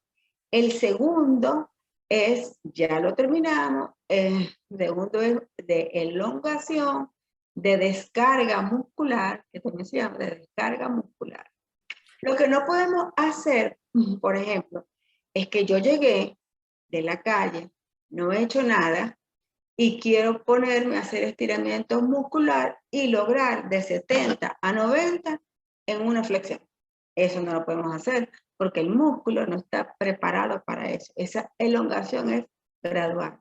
Fíjate que yo siempre digo que las personas que son de isquiotibiales cortos, que es muy frecuente las personas que son, eso no tiene que ver con el peso, ni que uno sea delgado o uno sea obeso.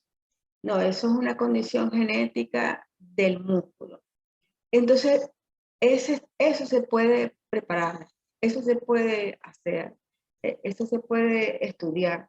Nosotros podemos hacer un plan de estiramiento muscular bien detallado, sistematizado y conseguir que alguien que se quería doblar hacia adelante y llegaba a la rodilla, porque las manos no llegaban más allá de la rodilla, ¿ves? Llegue y toque con las manos el piso. Pero eso tiene que, no el primer día. Tú lo haces el primer día y desgarras los lumbares. Eso sí, ¿verdad? Lo desgarras. Pero si tú lo comienzas a hacer paulatinamente, estiramos cada día un poco más, lo logramos. Entonces tiene que ser... La flexibilidad es una condición más genética que física, ¿no? Por supuesto, sí, señor. Sí, señor. Y hay deportes donde necesitamos la flexibilidad genética.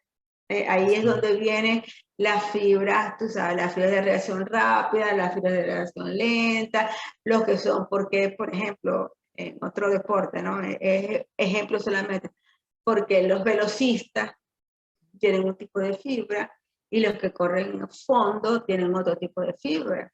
O porque los nadadores tienen un tipo de fibra, ¿ves? Que tienen otro. Claro. Aquí te hacen una pregunta bastante técnica. Ay, Dios. Carlos Romero dice, buenas noches, doctora Lilia. ¿Cómo puede influir una lesión a nivel lumbar de retrolitesis de L4 sobre L5 en la práctica de judo? ¿Y en qué forma se puede tratar esta lesión? Bueno, fíjate, yo lo expliqué también, ¿no? Lo que pasa es que retrolistesis, ¿no? Que me encanta que me haya dicho esa palabra, porque yo creo que la anterolistesis no existe, porque siempre el eje del cuerpo es uno y lo que se desvía es lo que está después, ¿no? Que se desvía. Entonces, si la que se desvió es L5, se tiene que desviar para atrás, porque para adelante está la columna normal. Entonces, es una retrolistesis, exactamente. Habría que ver qué grado es. ¿Ves? Para que exista una retrolistesis, las dos láminas o las dos pares interarticulares de la vértebra se rompieron, se fracturaron. Hay una fractura. Entonces se desplazó la vértebra.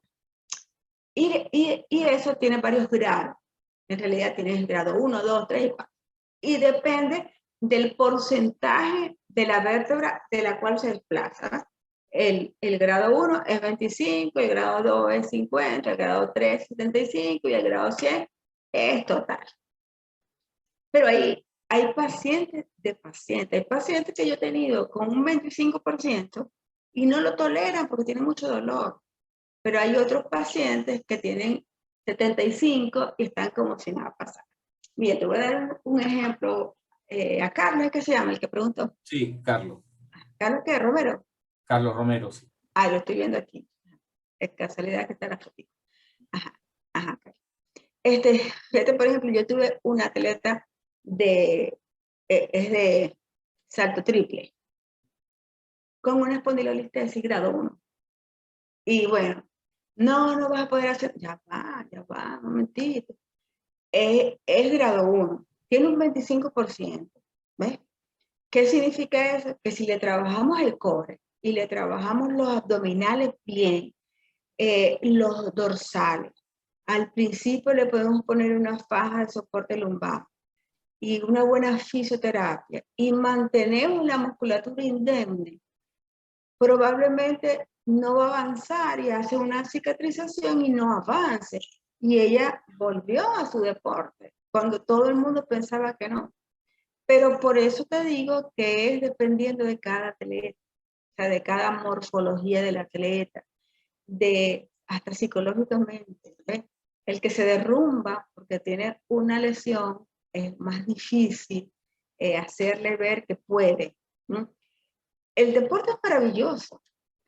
Mira, cuando uno está en este medio y uno comparte tanto, esto es otra vida. Entonces, a los que nos gusta esto y nos apasionamos esto, estamos para salvar, estamos para que ellos puedan reintegrarse, porque el mayor éxito para un médico es que su atleta vuelva a la competencia.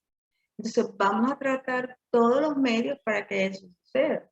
Ah, pero resulta que la retrolistesis es de 75% y tienes efectos neurológicos. No, ya va.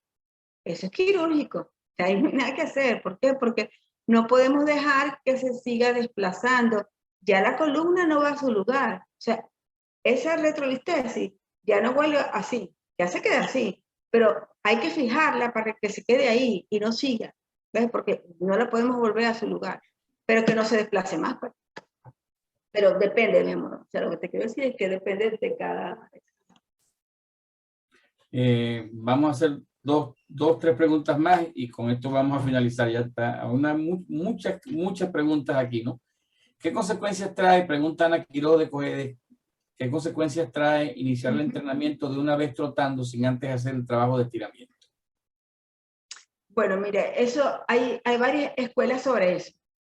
Hay algunas escuelas que les gusta trotar. ¿Por qué? Porque, bueno, buscan capacidad aeróbica, oxigenación, ventilación, ¿no? Y después van para los estiramientos ya más focalizados. Si me preguntas a mí me gusta primero un poquito de estiramiento, de calentamiento. Preparamos un poquito el músculo y comenzamos a trotar suave, y después podemos ir para la rutina de stretching ya un poco más fuerte. Sí, porque es que tenemos que buscar capacidad. Bueno, buenas noches, doctora. Pregunta Juan Carlos Salazar, ¿cuál es su recomendación para aquellos atletas que se les sale el hombro frecuentemente?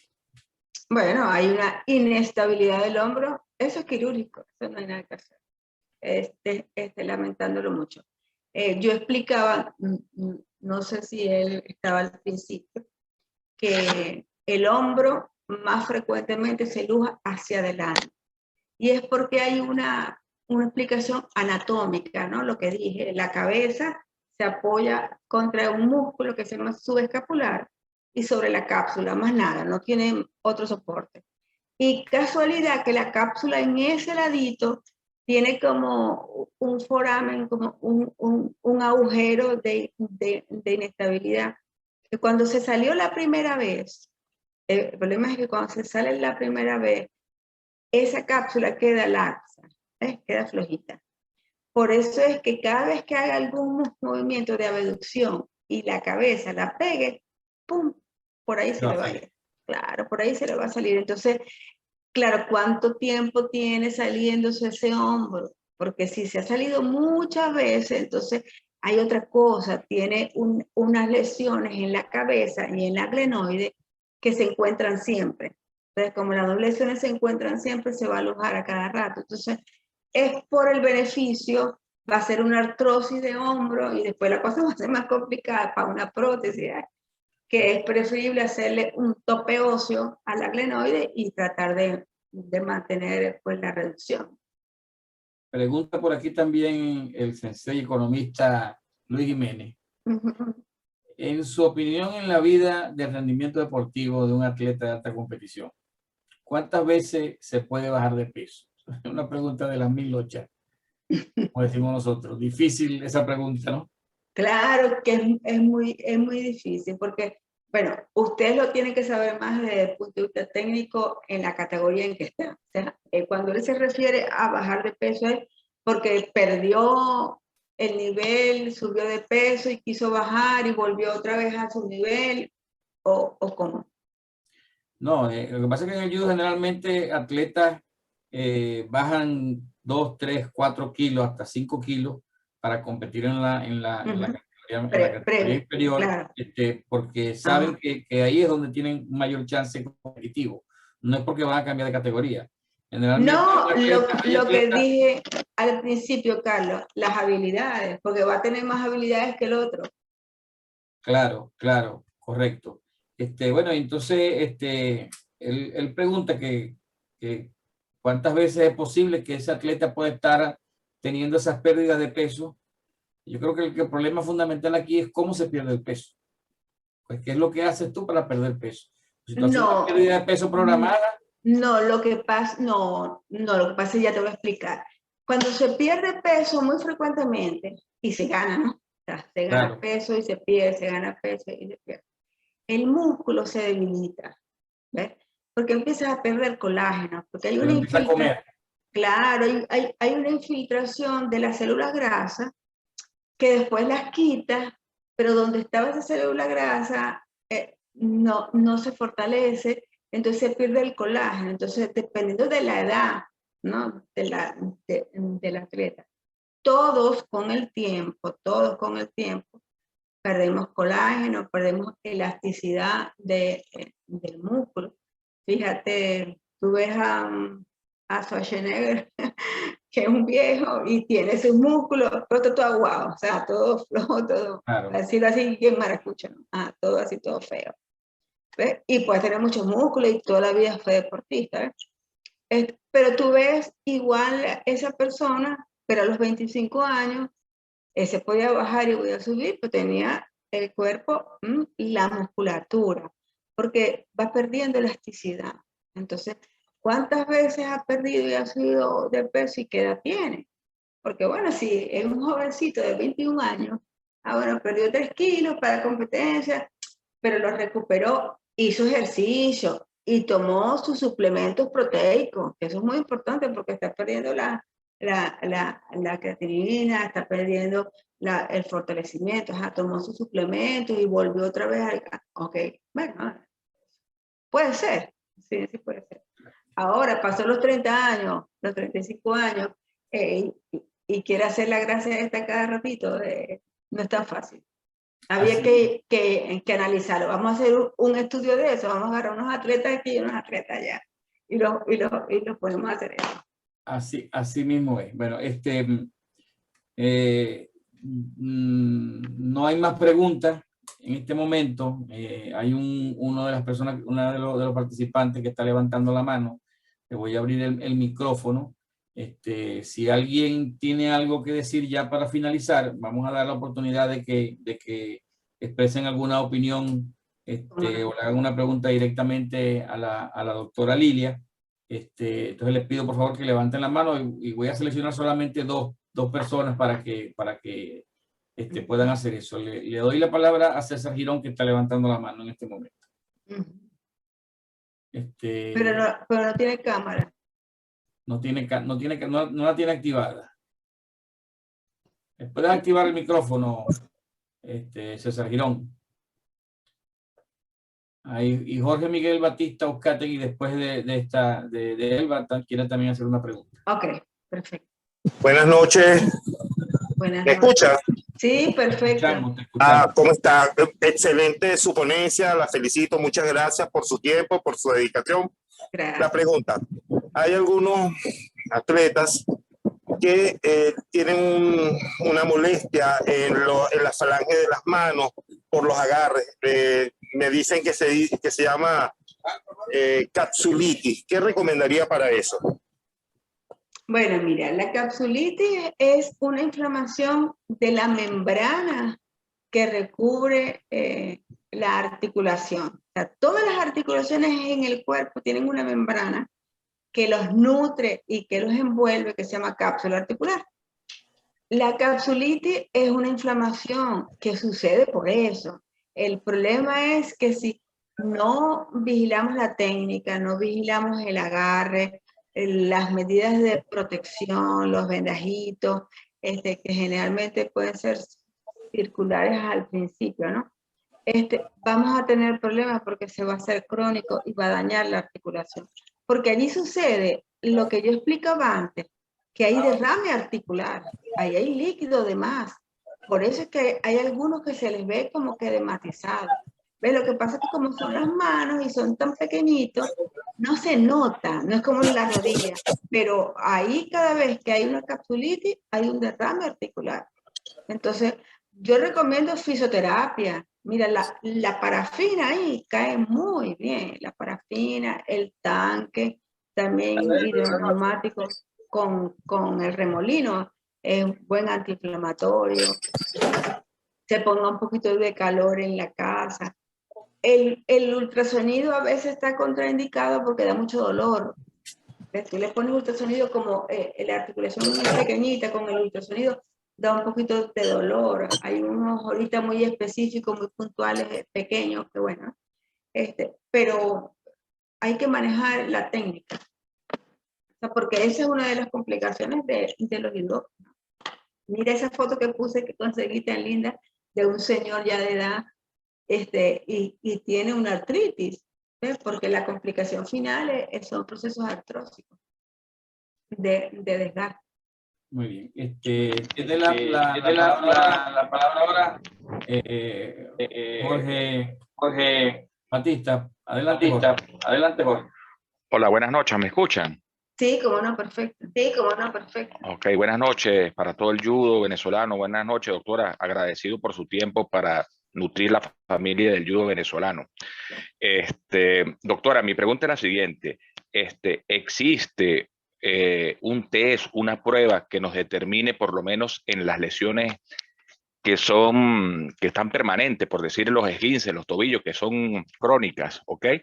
Existe para determinar, porque vemos que se entrena o después de la competencia, a pesar del tratamiento que envía el médico, a pesar del medicamento, a pesar del reposo, continúa la lesión ahí permanente. Pero quisiera saber si existe un test que nos determine si es el sistema óseo, que hay algún problema, o en el sistema muscular.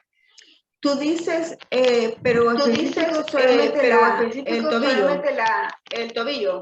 Sí, estoy hablando, o sea, particularmente en el tobillo, que es la más frecuente. Sí. Bueno, mira, lo primero, Tenemos feedback.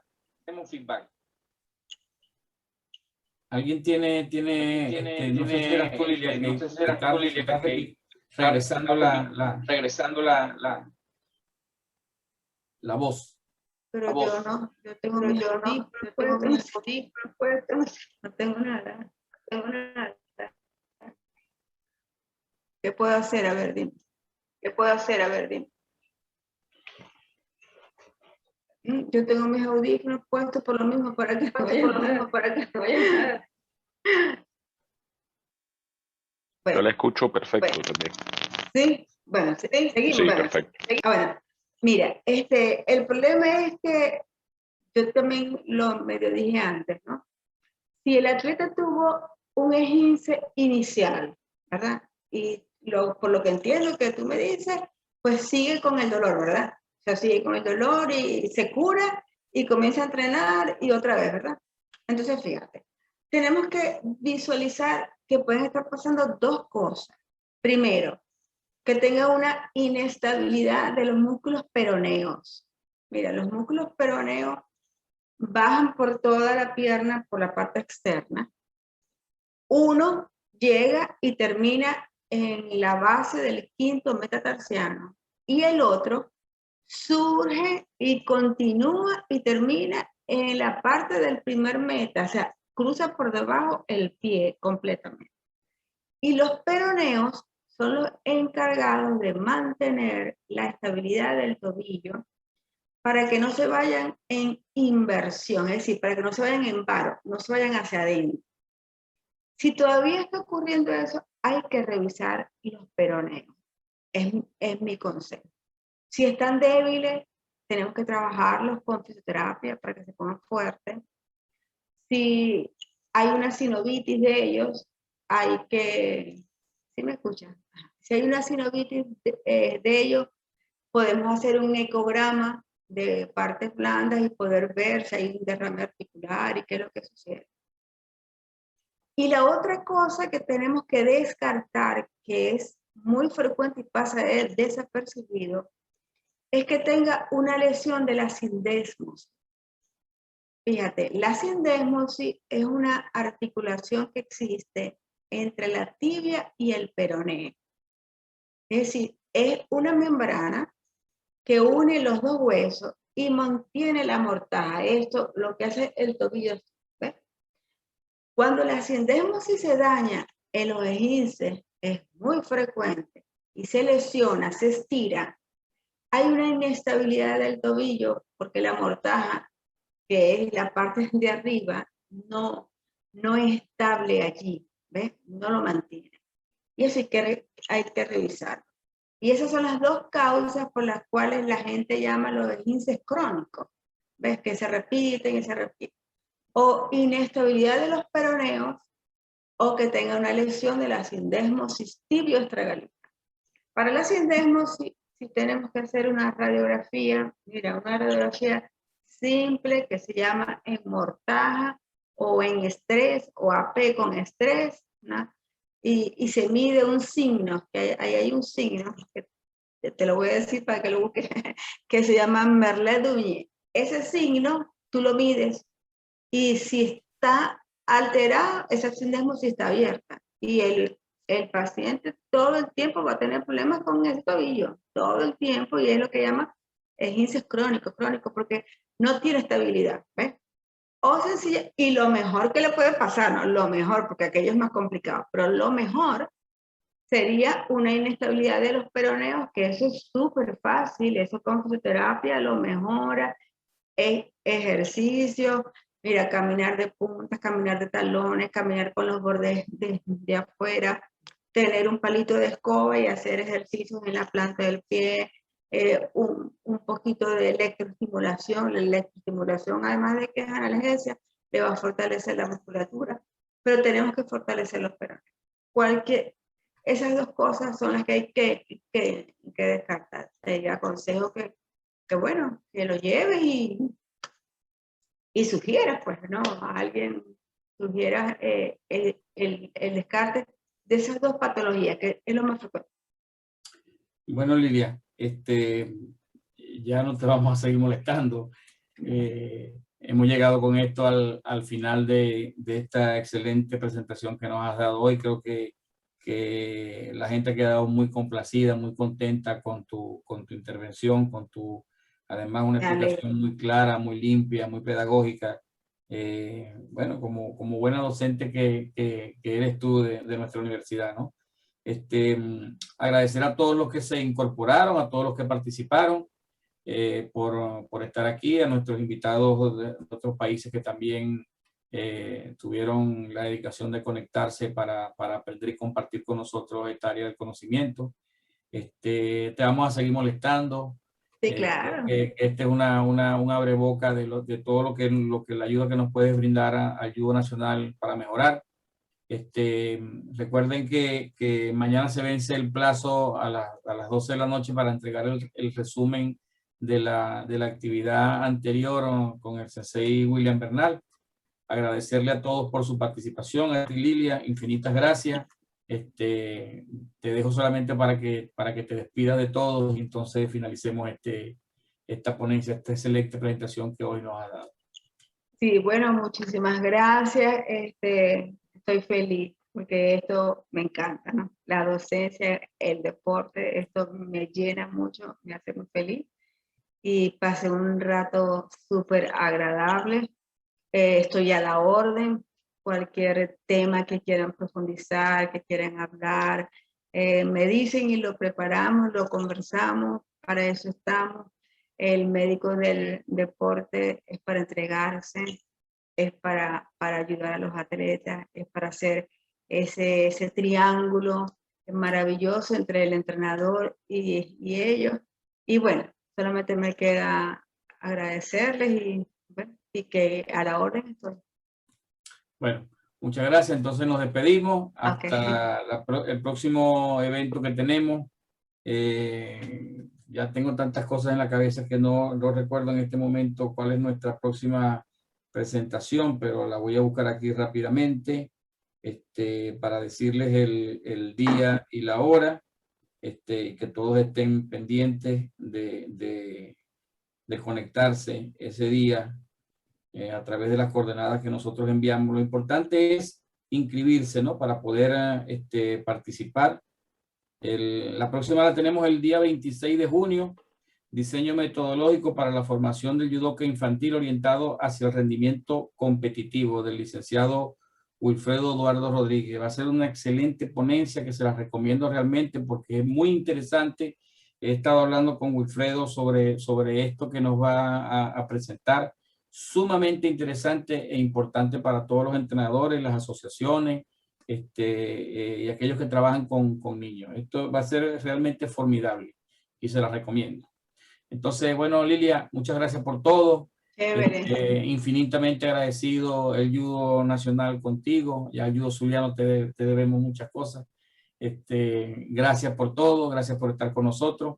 Un abrazo. Okay. Que pasen una buena noche todos. Muchas gracias. Hasta luego, gracias.